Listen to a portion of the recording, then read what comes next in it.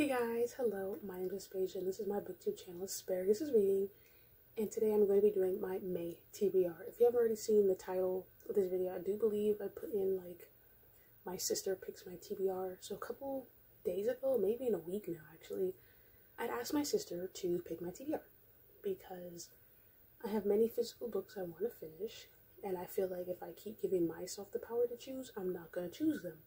So I'm having her control, and it was very interesting watching her pick. I did record some clips. I may or may not put them in. Some books to read, I would say 5 or 6. All the ones that are facing me, like the spine, are the ones that I have not read yet. All the ones where you can't see the spine, I've already read it. You can take them off, just be careful you don't knock over the stuff. Or the mugs, because the mugs are breakable.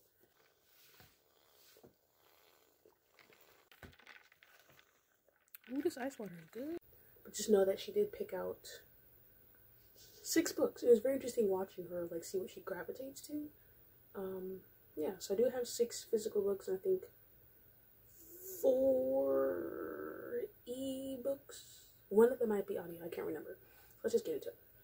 So the first one here is Blood Like Magic by Alyssa Sansbury, or Sambury. This is a YA fantasy, young adults, a little bit of paranormal. This follows a young girl, I believe her name is Voya.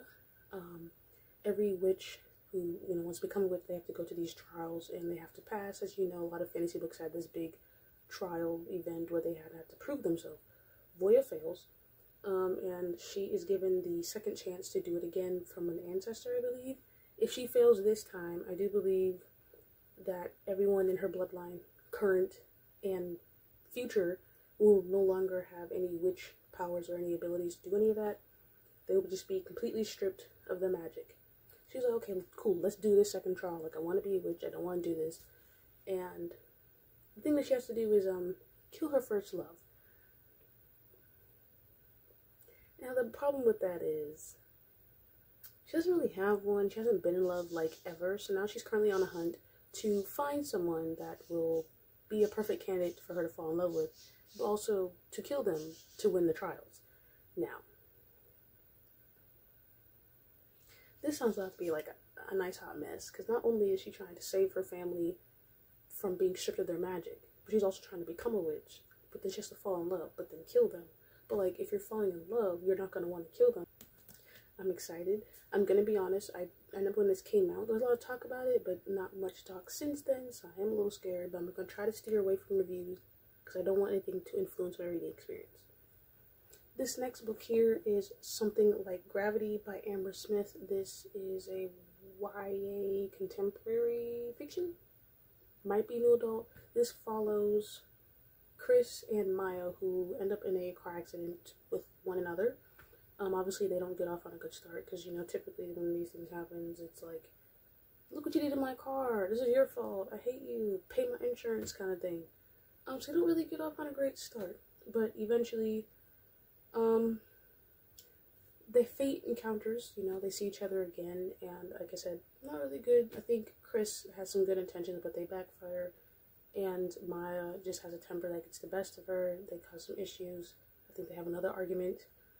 But eventually they realize that they're neighbors and they're going to have to see each other more than once, go through this together. So what ends up happening is I think the two of them do gradually build a friendship. At some point become somewhat romantic, which I think is going to be very interesting to kind of see that gradual shift from having such a traumatic accident where you don't really like each other to really not liking each other, to slowly becoming comfortable with each other and like forgiving each other, forgiving yourself, and also going through other things. So, very intrigued if I'll like this. Again, this is another book that I don't think I've heard anyone talk about. I don't remember if anyone in my Goodreads or Instagram has read this, so hopefully I also like this one. The next book I have here is Gearbreakers by Zoe Hanamukura. This is a YA science fiction with some LGBT characters in there. I believe this follows 2 girls who are kind of like opposite sides of the whole war that's going on, but end up working together because they have a common goal or a common enemy. I can't remember which one of the two. I do believe one of them is like a pilot of these Gearbreaker machines. I don't know a lot about this. I didn't want to like spoil myself with too much information. And I believe the other one. Oh wait, no. One is a pilot of the wind-ups, and one is a Gearbreaker. And I think they meet at prison, and they start working together to infiltrate a program to destroy something. I don't know if it's a group of people or a company or one of the machines from within. And then they start working together, and I think they start falling for each other. Again, not a very good description. I didn't want to give myself too much information. I really wanted to go in and like learn it myself. But there is a sequel coming out this year, and I have been asked to be part of like the promo team, so I wanted to make sure I read this before that book comes out because I want to read it. And I'm hoping to do it during May because I do believe book 2 comes out in June, July, so I can read them back to back, and it's gonna be delicious, and I'm very excited. Alright, so this next book is also part of a series, which I'm noticing a trend. My sister picked up quite a few fantasy in series. Very interesting to see how May is going to play out. So that is The Infinite Sea by Rick Yancey, which is book 2 in the Fifth Wave trilogy. I think it's a trilogy. I read book 1 years ago. Never read book 2 or 3 because I just had more interest in other things, pretty much. This, I'm assuming, follows the events of book 1. I don't know how much of this spoils book 1, so I'm going to tell you about book 1. So book 1 follows human Earth at that time. I don't remember the exact year that they were set in. Basically, when 5 different waves is kind of going through the planet, kind of wiping out the population. I believe there's like something with an illness. I believe there's a giant earthquake. Oh wait, no. Okay, so I think the first one is blackouts. They wipe out all the power on the planet. The second one is like a giant earthquake that caused a lot of tsunamis and flooding. Then the third wave, I believe, is illness, because obviously you're going to get sick from that, but also just other things. And the fourth one, I think, is like infiltration, is when the aliens disguise themselves as humans and come in and try to start taking out the humans. And I don't remember what the fifth wave was, which I think is what the book is about, is you figure out what the fifth wave is. I remember disliking the movie. I don't remember why. I might have to reread book 1, or at least read like a book summary before book 2, but this follows the events of that. And I'm very concerned because, like, what more did you need to know after book 1? Like, from what I remember, book 1 was good enough on its own. Do we really need 2 more? I'm scared. My brother didn't like this book. He does not want to read book 3 either. So, I also feel like a lot of YA books from 5, 10, 15 years ago, when I was like middle school, high school, they're not very good now, especially with the sequels and the third ones. They're not very good, so hopefully this one, honestly, I don't really have a lot of hope for this. I really don't. The next book I have here is The Night Circus by Erin Morgenstern. I've been planning to read this for, what, a year, 2 years now? Have I read it yet? No. So this follows this mysterious circus that appears like in the middle of the night and is there for however much time, and then disappears out of nowhere. No one knows where it came from, no one knows what it is, they just know there's this big fancy circus that appears. It also follows these 2 characters who have been, like, recruited to learn magic by these other magicians. And I do believe the 2 of them are going to have some kind of, like, duel at some point in the book. Now, I'm not entirely sure how that relates to the circus. Maybe they're going to do that during the circus. Maybe whoever wins is going to be a part of the circus. I don't know. I did read the first couple chapters a long time ago. I have very little memory of what happened, so I'm probably going to just restarting the whole book.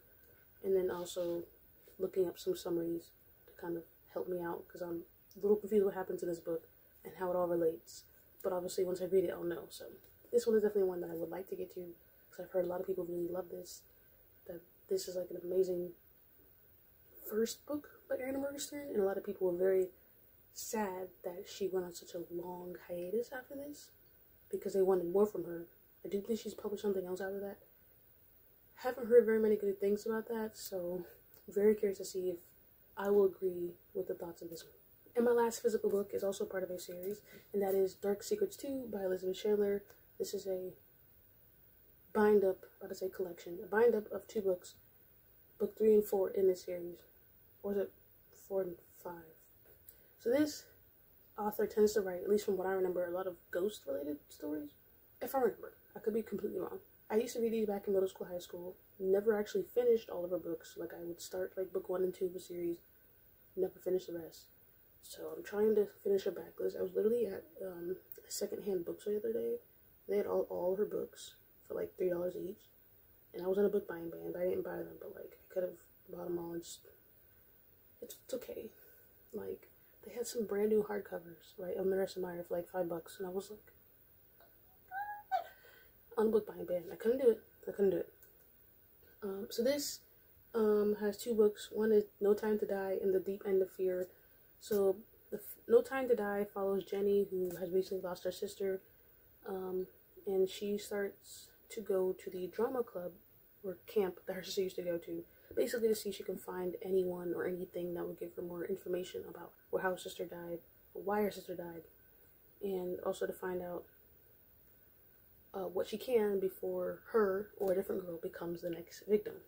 And then The Deep End of Fear is basically about a woman named Kate, who ends up going back to this town that she does not want to go back to, because that is where her best friend Ashley had drowned to. And so she ends up going back about 12 years later. I think she's drawn there because of something. I guess something catches her attention, and she's like, you know what, fine. After 12, 13 years, I'll go. So she finally goes, and now I'm starting to feel like she can feel Ashley's presence. This is why I said kind of ghost stories. And so she starts to kind of look into what might have happened there and to Ashley, if it was an accident or not, and also what about it is really pulling her back there and why. And also why she's feeling such a strong Ashley presence. So that is my last physical book. Like I said, I do have a couple of ebooks. I'm gonna be honest, I don't really know if they're actually gonna come in May. Like, it says, I think 3 to 8 weeks. Right now I'm filming in April, but these come in May. But there's a very good chance that they'll come early because they are romances, and those tend to get read very quickly in my area. But just in case. And the first one is Love Her or Lose Her, which is book 2 in the Hot and Hammered series by Tessa Bailey. So this one follows Rosie and Dominic Vega, who are a couple. They have been together since high school sweethearts, madly in love. They have been married, but over the time, their relationship has kind of hit kind of a standstill, hasn't really gone anywhere. They don't seem to be seeing eye to eye anymore. No, nothing's really happening. So she's like, maybe we should go to like a marriage boot camp relationship therapy thing. I think that's what it's called. Or is it marriage counseling? Something like that. And she's very shocked that he actually agrees to it. And so throughout the book, you're following these two couples, these two characters in this couple, who are going to this marriage counseling boot camp. What is it called? What? And, you know, talking about their feelings, talking about their problems, trying to figure out how to fix this relationship before they officially decide whether or not to divorce. I really enjoyed this. I think it was the first time I read a book like this. Seeing a couple who's been together already kind of hit a point where they're like, and then gradually get back together and put that effort into fixing it. I always thought it was a really interesting book, and I enjoyed reading it. So I would like to reread it because rereading is fun. The next book I have here is Dating Dr. Dill, which is a Book of the Month pick. I don't think I'm going to buy it from Book of the Month because my library has it for free.